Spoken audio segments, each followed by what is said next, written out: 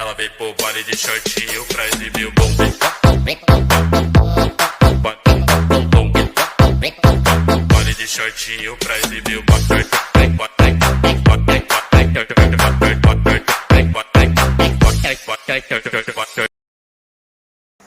Assalamualaikum. Waalaikumsalam. Assalamualaikum warahmatullahi wabarakatuh. Waalaikumsalam warahmatullahi wabarakatuh. Dipersilakan, siapkan.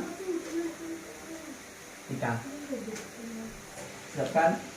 Siap gerak. Bismillahirrahmanirrahim. Raditu billahi rabbah Wa bil islami dina wa bi Muhammadin sallallahu alaihi wasallam. Rabbi zidni ilman warzuqni fahman. Amin. Baiklah, sebelum kita mulai pembelajaran kita pagi ini, Bapak akan langsung dengan Bapak. Yang pertama, Lihadatul Aisy. Hadir Pak. Yang kedua, Ratika. Hadir Pak. Nah, berarti ada semua ya. Baiklah, pembelajaran kita kali ini ada yang tahu? Tidak tahu Pak. Nah, pembelajaran kita itu tema 5 dengan ekosistem. Baiklah, Bapak akan menjelaskan tujuan pembelajaran kita kali ini. Tujuan pembelajaran kita kali ini ialah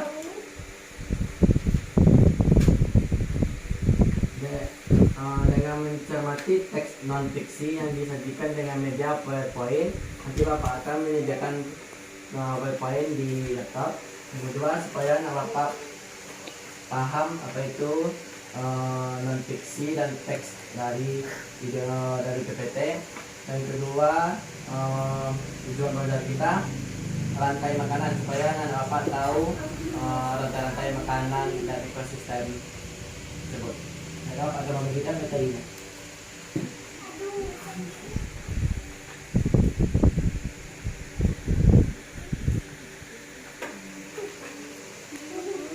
Baiklah, sekarang kita mempelajari pembelajaran kita bahasa Indonesia dengan pengertian pokok pikiran. Nanti Bapak akan mengutarakan PPT yang telah Bapak sampaikan. Sekarang Bapak akan mengatakan pengertian pokok pikiran. Pokok pikiran adalah ide utama dari sebuah paragraf pikiran. Pokok disebut juga pikiran utama, gagasan utama atau gagasan pokok. Setiap paragraf memiliki pikiran pokok yang merupakan inti dari pembicaraan yang ada pada paragraf tersebut. Cara menentukan pokok pikiran. Cara menentukan pokok pikiran paragraf tersebut ada 4. Yang pertama, membaca seluruh kalimat dari paragraf. Yang kedua, membedai kalimat dari awal ke akhir dan kalimat akhir pada paragraf tersebut. Nah, Bapak akan melihatkan contoh PPT yang telah Bapak buat.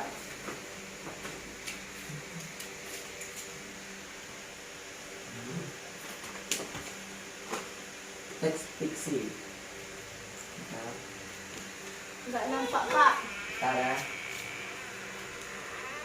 Yang pertama, karena kita tidak mempunyai tim fokus, kita Bapak akan melakukan gini. Yang pertama, teks fiksi, teks non fiksi. Definisi teks non fiksi adalah Sumarjo dan Saini 1997. Teks non fiksi merupakan jenis sastra non imajinatif yang disusun tidak berdasarkan cerita atau rekayasa.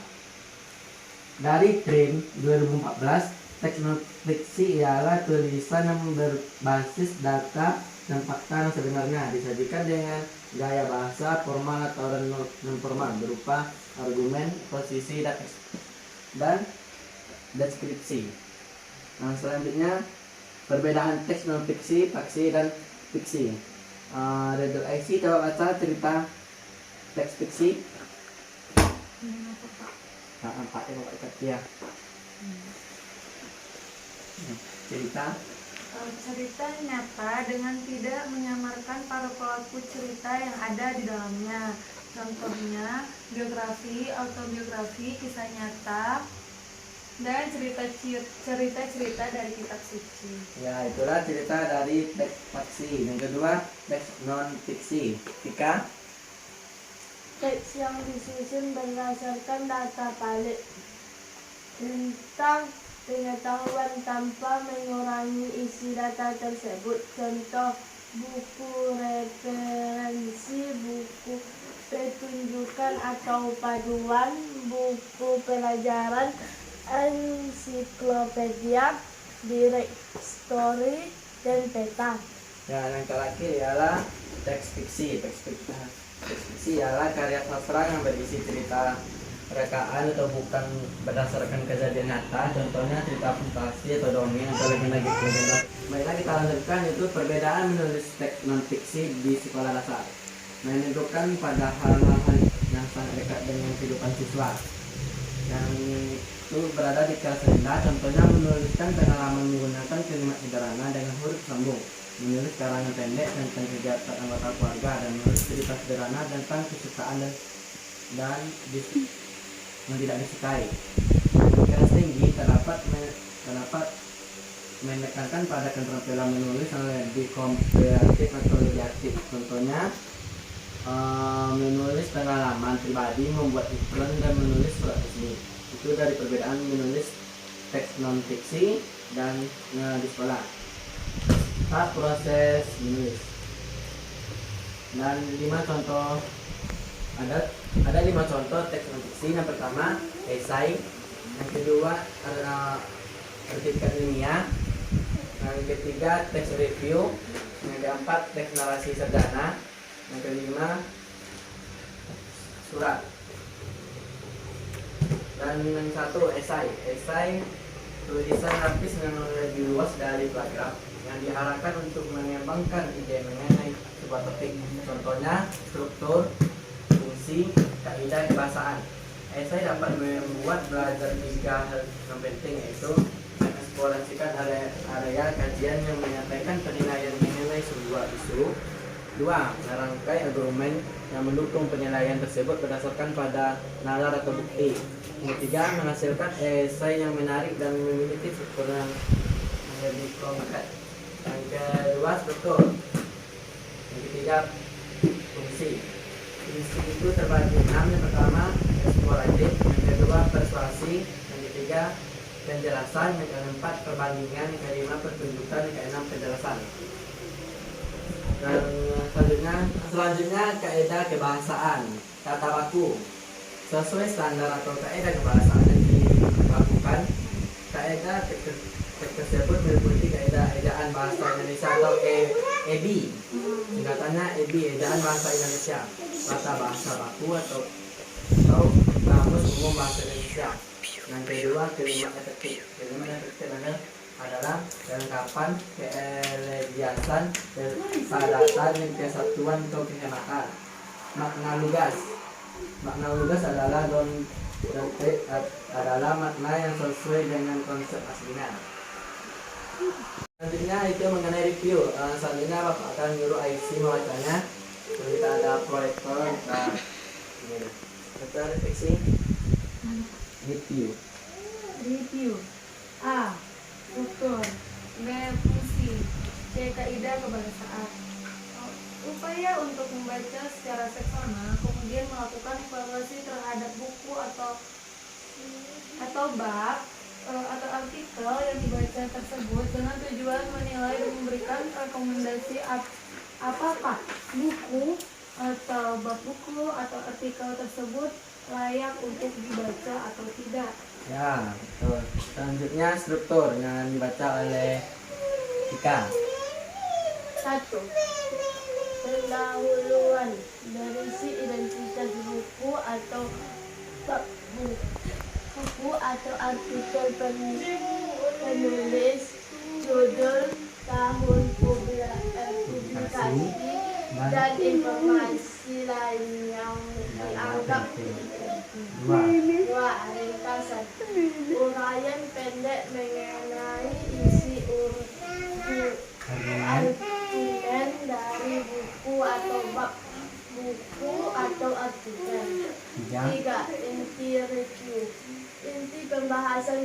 atau bab buku atau artikel yang merupakan analisasi kritis dari aspek pokok yang dibahas dalam buku atau bab buku atau artikel itu. 4. Kesimpulan.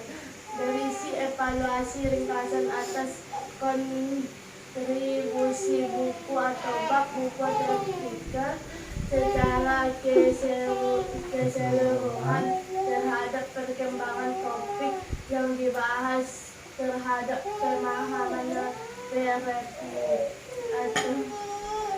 dan perkembangan keilmuan. Baiklah, itulah serta Bapak akan mengatakan fungsi. Fungsi ialah menunjukkan pandangan atau penilaian penulis review terhadap buku atau bab buku atau artikel. Kaidah kebahasaan, penggunaan istilah, penggunaan sinonim atau antonim. Yang ketiga, penggunaan frasa atau kata benda. Yang keempat, penggunaan frasa atau kata kerja. Yang kelima, penggunaan kata ganti. Baiklah, di sini kita akan membahas paragraf. Bapak ada sebuah cerita, nanti Bapak akan melanjutkan cerita tersebut. Yang pertama, judulnya Pawai Budaya. Pawai budaya sangatlah menarik bagi warga kampung Babakan. Pawai ini selalu menampilkan keragaman budaya Indonesia. Udin dan teman-teman tidak pernah bosan menaati rombongan pawai lewat. Tahun ini mereka datang ke alun-alun untuk melihat pawai tersebut. Kakek Udin pun tidak sabar menantinya. Terdengar suara gendang yang menendangkan rombongan pawai semakin dekat. Selanjutnya, ketika bacakan. Risan pawai terdepan terlihat rombongan dari Maluku. Rombongan laki-laki mengenakan kemeja putih, jas merah dan topi tinggi dengan hiasan keemasan. Rombongan perempuan mengenakan baju cele. Baju ini terdiri dari atasan putih berlenggang panjang serta rok lebar merah. Langkah mereka diiringi oleh suara tipa, alat musik dari Maluku. Bunyinya seperti gendang, namun bentuknya lebih ramping dan panjang. Budaya Maluku sangat unik dan menarik. Selanjutnya ada Datul IC membaca untuk bukunya kita tersebut. Budaya Bali terkenal karena bunyi musiknya yang berbeda. Rombongan dari Bali membunyikan alat musik daerahnya, cengceng namanya. Alat ini berbentuk seperti dua keping simbol yang terbuat dari logam. Nyaring bunyinya ketika kedua keping ini dipadukan. Rombongan dari Bali diikuti oleh rombongan dari Toraja. Wanita Toraja memakai pakaian adat yang disebut baju koko. Rombongan laki-laki menggunakan pakaian adat yang disebut serta talung buku. Rombongan Toraja membunyikan alat musik khas mereka, tak tumpang, seperti angklung. Unik pula bunyinya. Budaya Toraja sangat menarik untuk dipelajari. Baiklah, tadi setelah kita membaca teks cerita tersebut, Bapak akan mengasih tugasnya untuk tugas Indonesia. Yang pertama, tulislah nomor urut di sebelah kiri setiap paragraf dengan nomor 1-5 bersama teman-teman kelompokmu. Nanti setelah ini Bapak buat tugas yang telah Bapak sampaikan dan tulis temukan gagasan pokok, gagasan pendukung untuk paragraf 3 dan 4 dan 5. Selanjutnya kita masuk IPA, materinya IPA. Siapa yang tahu apa materi kita pada kali ini? Tidak. Materi kita pada kali ini yaitu IPA, rantai makanan dan jaring-jaring makanan. Materi selanjutnya yaitu IPA dengan rantai makanan dan jaring-jaring makanan. Banyak dia rantai makanan. Rantai makanan adalah serangkai proses makan dan dimakan. Antara makhluk hidup berdasarkan urutan-urutan tertentu dengan adanya dan berperan sebagai produser, konsumen dan dekroprosesnya untuk kelangsungan kehidupannya. Proses makan dan dimakan ini berlangsung secara terus-menerus dan di dalam sebuah ekosistem pasti terdapat beberapa macam makhluk hidup dengan perannya masing-masing seperti produsen, konsumen, dan juga penguarai atau dekoposter. Konsumen terbagi menjadi 3 tingkat. Yang pertama, konsumen pertama atau primer. Konsumen satu merupakan pemakan produser atau tumbuhan dan biasanya disebut dengan konsumen. Yang kedua, konsumen sekunder. Konsumen ini merupakan pemakan konsumen pertama dengan biasanya disebut dengan konsumen omnivora. Ketiga, konsumen tersisir. Konsumen ini pemakan konsumen kedua. Dan seterusnya hingga konsumen yang terakhir yang disebut dengan konsumen puncak. Misalnya konsumen puncak merupakan hewan yang tidak bisa dimakan oleh hewan lain.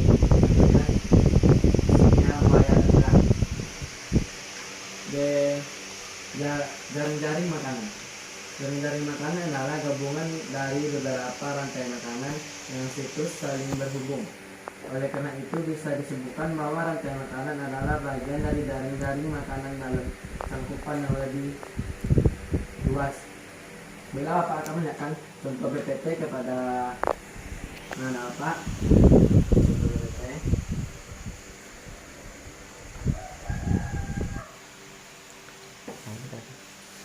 Baiklah, Pak akan menekan rantai-rantai makanan dan jaring-jaring makanan. Inilah contoh sebuah proses yang dimakan dan memakan. Rantai makanan yang pertama itu produsernya itu padi, konsumennya itu tikus, konsumen 2 ular, dan konsumen 3 itu elang, selanjutnya demopose. Rantai makanan adalah perpindahan energi makhluk hidup yang satu ke makhluk hidup yang lain dengan melalui proses makan dan dimakan yang berlangsung secara terus-menerus. Dan selanjutnya dalam rantai makanan adalah ada makhluk hidup yang berperan sebagai produsen, konsumen, dan deposer. Beda dari itu bacakan A.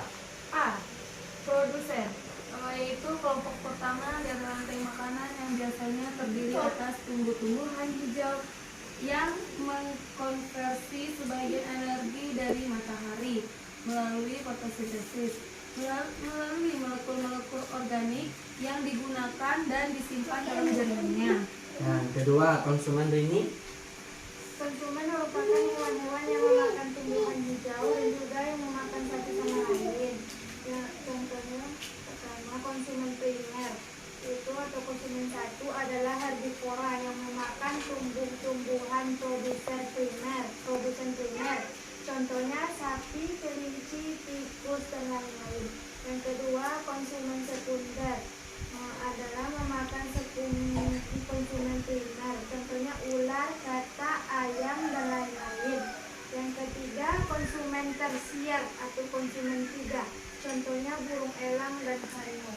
Yang keempat konsumen kuartener atau konsumen 4. Contohnya jamur dan bakteri. Nah, yang ke demokrasi atau penguarai terdiri atas bakteri, jamur atau fungsi, tumbuhan atau hewan yang memakan organisme mati dan melepaskan zat-zat organik yang dihasilkan dari organisme itu ke rantai makanan. Inilah contoh rantai makanan pada kali ini.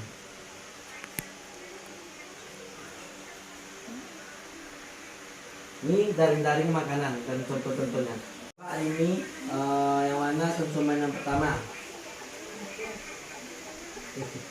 Bunga. Sawi tadi. Ini ya bunga sabato. Ya betul, tepuk tangan hari ini. Konsumen sekunder IC. Belalang. Ya betul, tepuk tangan. Konsumen terakhir itu sawi. Kita contoh lagi. Kesimpulan dari program IPA itu jaring-jaring makanan adalah sekumpulan dan beberapa rantai makanan yang saling berhubungan. Rantai makanan hanya bagian kecil dari sebuah jaring makan. Secara alami makhluk hidup memakan lebih dari satu variasi makanan. Satu jenis makanan hidup yang jadi makanan menjadi mangsa dari beberapa jenis pemangsa. Contohnya memakan dan dimakan yang tadi. Baiklah, Bapak akan mengasihkan Bapak sebuah tugas itu nanti Bapak di rumah membuat struktur rantai makanan yang ada di sekitar rumah. Nanti boleh dikerjakan berkelompok atau dibantu oleh orang tua. Apa dan apa Bapak sudah paham semua? Sudah, Pak. Baiklah, sebelum kita tutup pembelajaran kita pada kali ini, Bapak ingin anak Bapak menyanyikan sebuah lagu, yaitu lagu Garuda Pancasila. 1, 2, 3. Garuda Pancasila, akulah pendukungmu. Patriot proklamasi, sedia berkorban untukmu. Pancasila dasar negara, rakyat adil makmur sentosa, pribadi bangsaku. Ayo maju, maju, ayo maju, maju, ayo maju, maju. Baiklah, sampai di sinilah pembelajaran kita pada kali ini. Penutup mengucapkan hamdalah. Alhamdulillahirabbil alamin. Itu adalah siapkan. Siap.